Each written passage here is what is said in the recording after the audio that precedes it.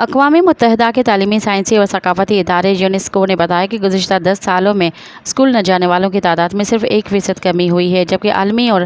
وعدوں کے باوجود 25 کروڑ سے زائد بچے اور نو عمر افراد اسکول کی تعلیم سے محروم ہیں۔ تفصیلات کے مطابق یونیسکو کی ایک نئی رپورٹ میں انکشاف کیا گیا ہے کہ گزشتہ ایک دہائی کے دوران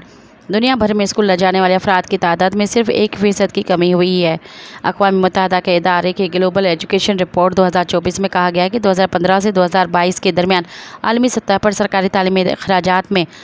GDP کے 0.4% پوائنٹس کی کمی واقع ہوئی ہے۔ جمعے کو شائع ہونے والی رپورٹ کے مطابق 5 سال کی عمر میں بچوں کا اسکول میں اندراج گزشتہ ایک دہائی کے دوران 75% پر ہی رکا ہوا ہے۔ عالمی سطح پر 25 کروڑ 10 لاکھ بچے اور نوجوان اسکولوں سے باہر ہیں، جو 2011 کے بعد صرف 1% کم ہیں، جن میں 12 کروڑ 90 لاکھ لڑکے اور 12 کروڑ 20 لاکھ لڑکیاں شامل ہیں۔ مزید خبرن ऐं तफ़सीलात लाइ विज़िट कयो असांजी वेबसाइट www.awamiNewsHD.com ऐं ॾिसंदा रहो अवामी न्यूज़ HD।